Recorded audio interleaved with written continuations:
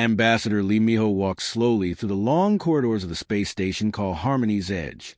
His black diplomatic bag felt heavy in his hand, and his formal blue suit was pressed perfectly for the important meeting ahead. The Terran Federation had chosen him for this special mission because he was very good at talking to angry people and making them calm down.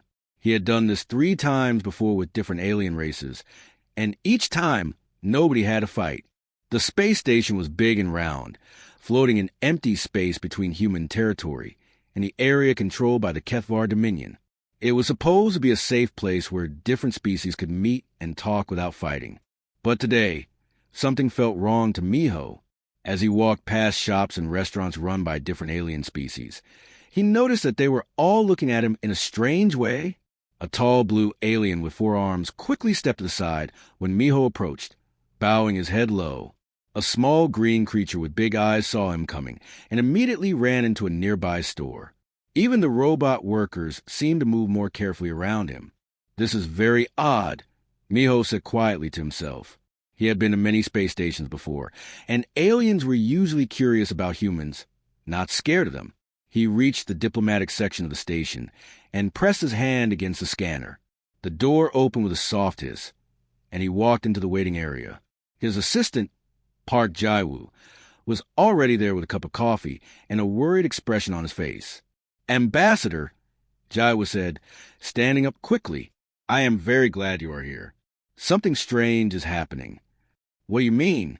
Miho asked, setting down his bag and loosening his tie slightly. "The Kethvar delegation arrived this morning on a big warship," Jaiwoo explained, looking at his tablet.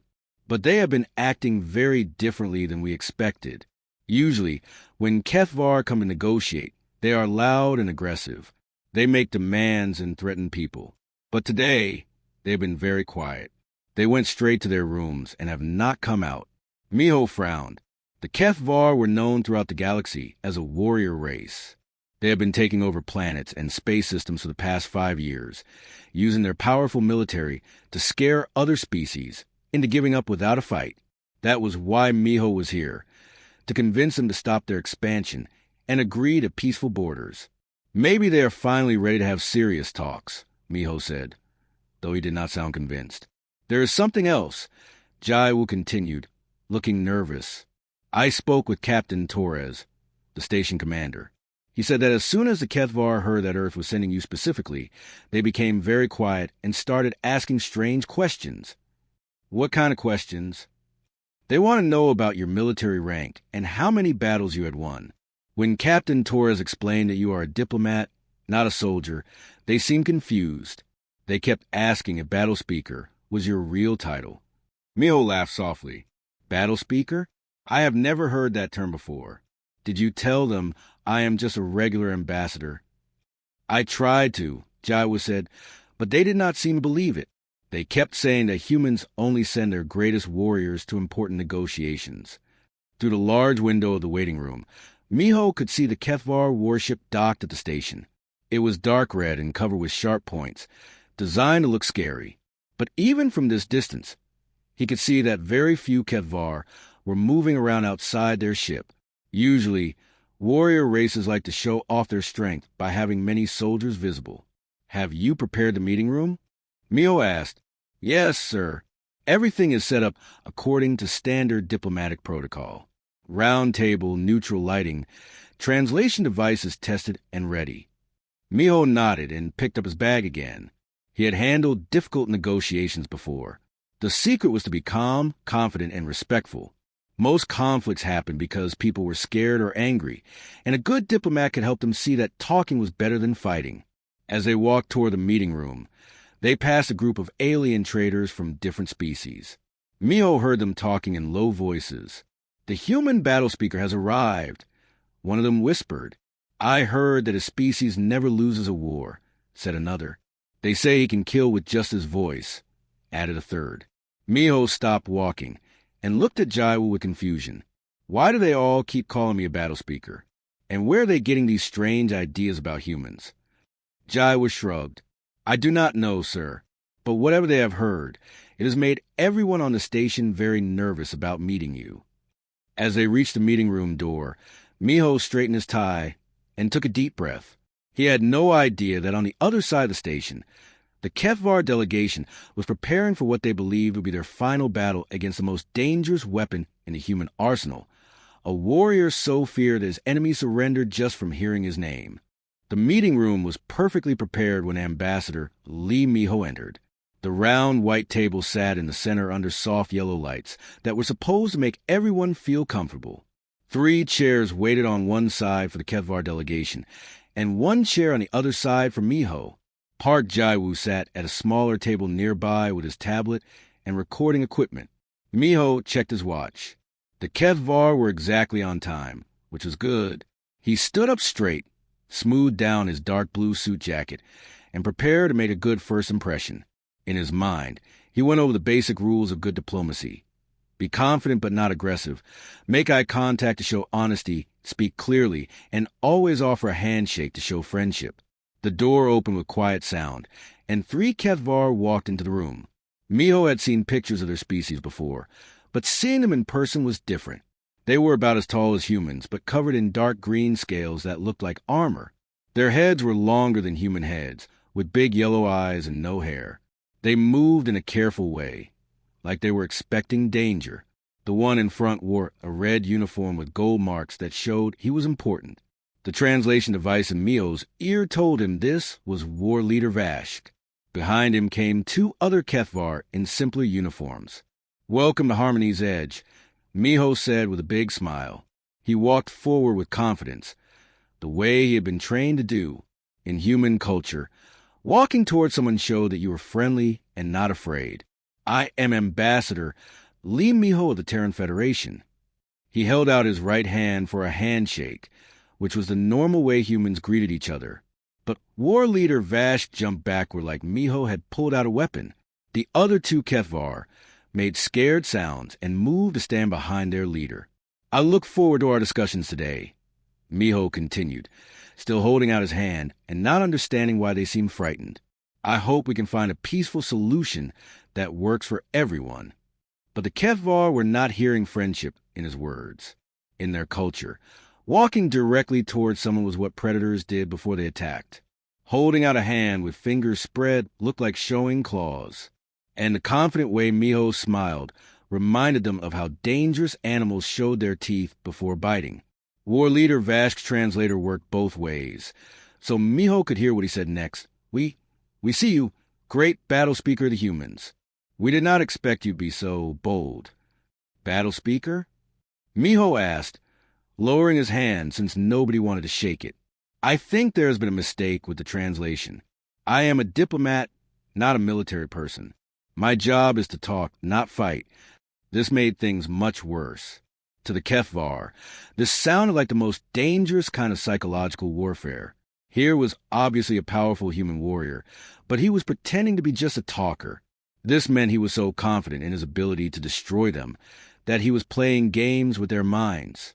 "Please sit down," Miho said, gesturing toward the chairs. He was starting to feel confused by their behavior, but he tried to stay calm and professional. "Would you like some water or other refreshments before we begin?"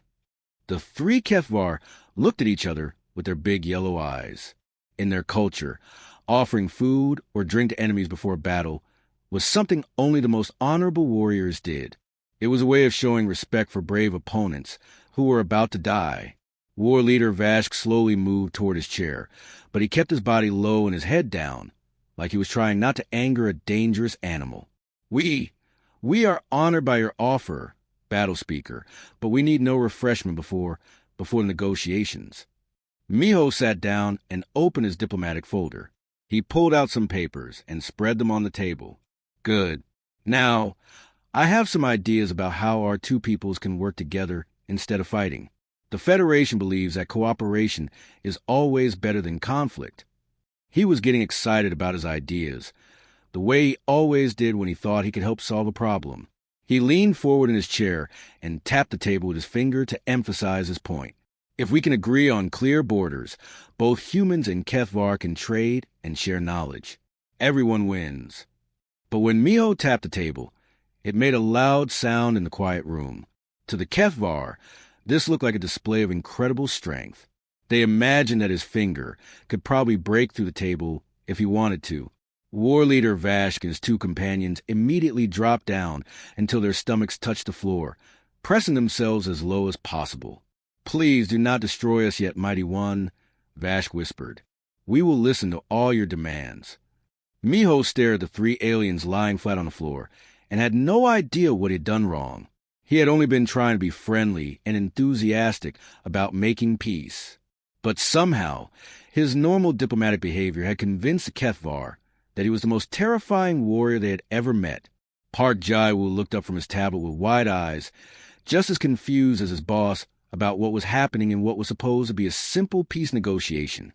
After the terrible first meeting, Ambassador Lee Miho walked back to his room, feeling very confused and frustrated. The three Kethvar had stayed on the floor for 10 more minutes, whispering to each other in their own language, before finally crawling backward out of the room, without standing up. Miho had never seen anything like it in all his years as a diplomat. Park Jaiwu followed him into the small living area that the station had given them.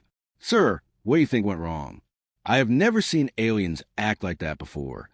Miho sat down heavily in a chair and loosened his tie. "I have no idea, Jaiwu. I did everything exactly the way I was taught. I was friendly, confident, and respectful, but they acted like I was going to hurt them. Maybe we should call Earth and ask for help," Jaiwu suggested, setting up his communication equipment.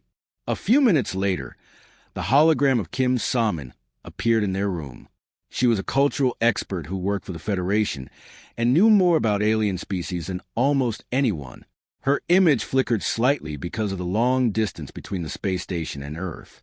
"Ambassador Miho," she said, looking worried, "I received your message about the meeting. Can you tell me exactly what happened?" Miho explained everything he could remember, how he walked toward them with confidence, offered to shake hands, smiled, made eye contact, and tapped the table when he got excited about his ideas. All normal things that any human diplomat would do. Kim Salmon listened carefully, then started typing on her computer. "Sir, I am reading some very strange reports from other species on the station. It seems that news about you has spread very quickly." "What kind of news?" Miho asked. "According to these reports, the aliens on Harmony's Edge are calling you a battle speaker. They think you are some kind of super warrior that Earth sent to scare the Kethvar into surrendering." Jaiwa looked confused. "But why would they think that? The ambassador is obviously not a soldier." "That is the problem," Salmon explained, reading more information on her screen. "I found some data about Kethvar culture that we did not have before. In their society, confident behavior like direct eye contact and forward movement are things that only the strongest predators do. When you walked toward them and smiled, they thought you were showing your teeth as a threat." Meanwhile, in another part of the space station, War Leader Vashk was having his own meeting. He was talking to his two officers in their private room, and all three of them looked very scared. "Did you see how he moved?" Vashk asked, his voice shaking. "No fear at all. He walked right up to us like we were nothing. And when he showed his teeth in that terrible smile, I thought he was going to eat us. And the way he hit the table," said one of the other Kethvar. "The sound was so loud. He could probably break our bones with one finger." "We must contact the fleet," Vash decided. "They need to know what kind of creature the humans have sent." Back in Miho's room, Kim Salmon was still explaining what she had learned. "There's something else, Ambassador. I intercepted some communications from the Kethvar ship. They are sending reports back to their military commanders right now." "What are they saying?" Miho asked, though he was afraid to hear the answer. "They are telling their leaders that Earth has sent its most dangerous battle speaker to the negotiations.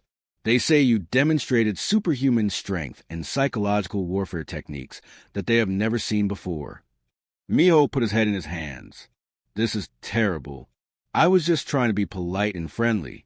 How did that turn into psychological warfare?" At the same time, other aliens on the space station were talking about the human ambassador. In the cafeteria, a blue-skinned trader from the Zeldan Republic was telling anyone who would listen about human military power.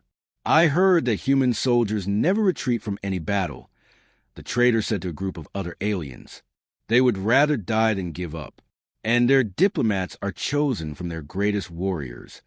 A small furry alien from a Morphean collective nodded seriously. My cousin works on a trading ship. He said he saw human warships attack a pirate fleet that was 3 times bigger. The humans won by flying straight into the enemy guns without fear. These stories were not exactly true, but they were close enough to make other aliens believe that humans were incredibly dangerous. Every time someone told the story, it got a little bigger and scarier. By the end of the day, the rumors had reached the Kethvar delegation. They heard that human battle speakers were chosen only from warriors who had never lost a fight, that they could kill enemies just by looking at them, and that they were so confident in their power that they liked to play with their prey before destroying them. Miho had no idea that his simple attempt to be a good diplomat had started a chain reaction of fear throughout the space station. As he prepared for bed, he was just hoping that tomorrow's meeting would go better. He could not have known that the Kethvar were already planning to send messages to their entire fleet, warning them that humanity had weapons far more terrifying than anyone had imagined. The message from war leader Vash traveled through space at the speed of light, reaching the main Kethvar military base in less than 6 hours. Fleet Admiral Kethvar was eating his evening meal when the urgent communication arrived on his personal screen. He was a large Kethvar with dark green scales and many scars from old battles, and he had never been afraid of anything in his long military career. But as he read Vash's report, his yellow eyes grew wider and wider. According to the message, the humans had sent their most feared battle speaker to the negotiations. This creature had demonstrated incredible physical strength by crushing the negotiation table with a single finger tap. He had shown his predator teeth in a threatening smile and stared directly into Kethvar's eyes without blinking, something that only the most dangerous hunters could do. Impossible, Kethvar muttered, but he read the message 3 more times. Vash was one of his best officers, not the type to panic or lie in his reports. Within an hour, Kethvar had called an emergency meeting with all his war leaders. 20 of the most experienced Kethvar military commanders gathered in the main war room, their scales reflecting the red light from the holographic star maps on the walls. "Brothers," Kethvar announced, "we have greatly underestimated the humans. They have sent one of their legendary battle speakers to negotiate with us. Our scouts report that this creature can break stone with his bare hands and speaks with the voice of death itself." The war leaders looked at each other with concern. They had heard stories about human military strength, but this was worse than they had imagined. "What should we do?" asked War Leader Thek, an older Kethvar with white scars across his face. "We must prepare for the possibility that our expansion campaign is over," Kethvar said sadly. "If the humans are confident enough to send a single battle speaker to stop our entire fleet, they must have weapons we cannot imagine." Back on Harmony's Edge Station, Ambassador Lee Miho was having his own problems. He had tried to have a second meeting with the Kethvar delegation, but had gone even worse than the first one. When it stood up to show them a holographic map of possible trade routes, all 3 aliens had immediately thrown themselves on the floor and started making high-pitched sounds that his translator could not understand. "I do not know what I am doing wrong," Miho told Parjaiwu as they ate lunch in the station cafeteria. "Every time I try to be enthusiastic about making peace, they act like I am threatening to kill them." Jaiwu looked around the cafeteria and noticed that other aliens were watching them from far away. "Sir, I think the problem is getting bigger. Look at how everyone else is acting." Miho looked around and saw that Jaiwu was right. The usual busy noise of the cafeteria had become much quieter. Aliens at other tables were speaking in whispers and pointing in their direction. Some had even moved the tables farther away. At a table near the window, 2 alien traders were having a conversation that would make the situation much worse.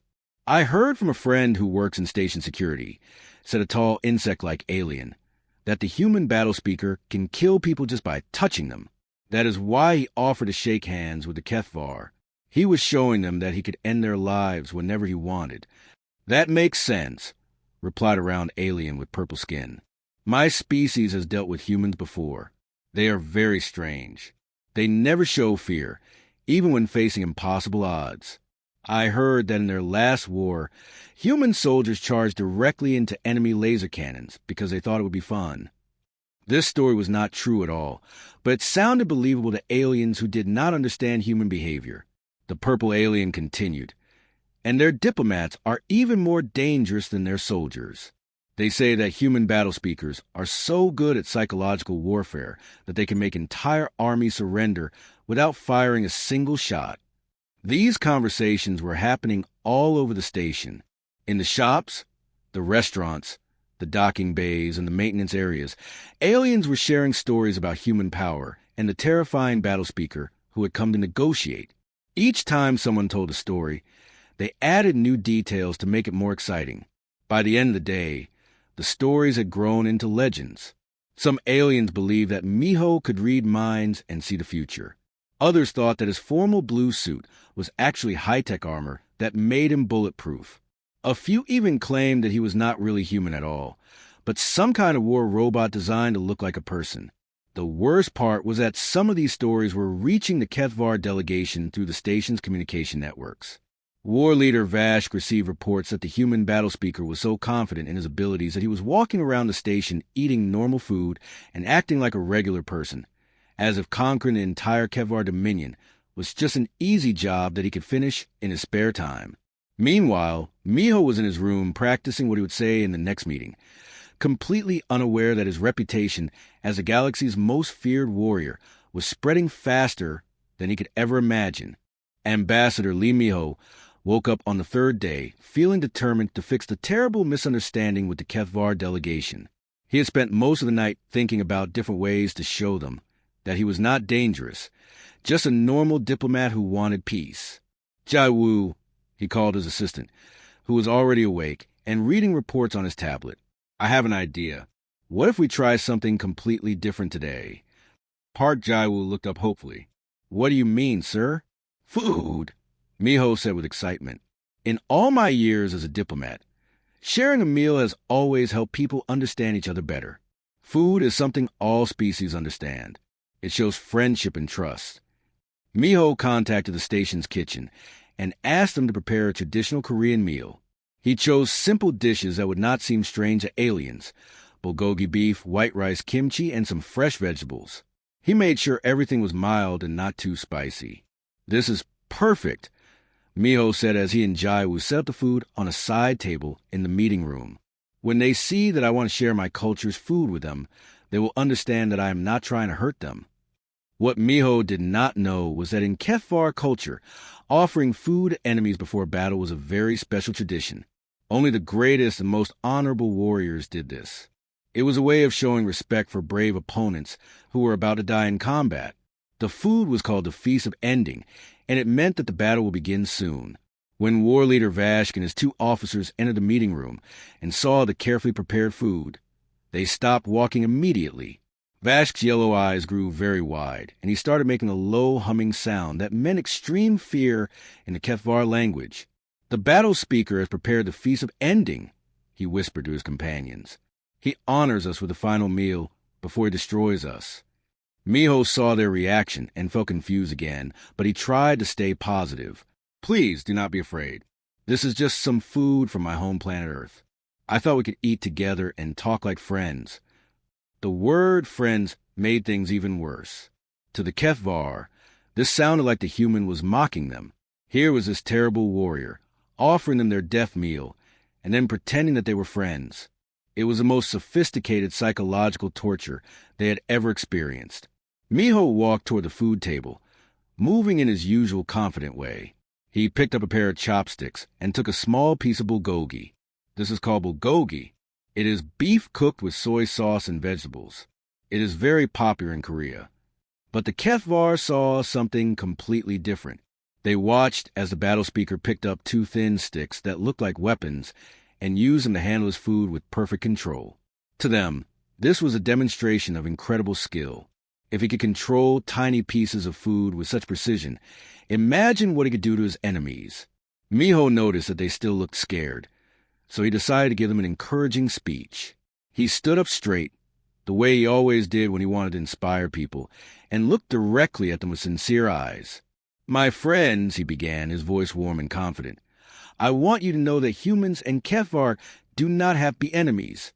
We can build a future together where both our species are safe and happy. We can share knowledge, trade goods, and learn from each other. All we need to do is choose cooperation instead of conflict. As Miho spoke, he gestured with his hands to emphasize his points, the way all good speakers do. His voice grew stronger as he became more passionate about his ideas for peace. To him, this was the most important part of diplomacy, showing people that there was a better way than fighting. But to the HFY, this speech sounded like a declaration of total victory. Here was a human battle speaker, standing tall and confident, telling them that their species would now be under human control. His gestures looked like the movements of a general explaining how he had conquered his enemies. His strong voice sounded like the roar of a predator claiming new territory. War leader Vash could not take any more. The psychological pressure was too much for him to handle.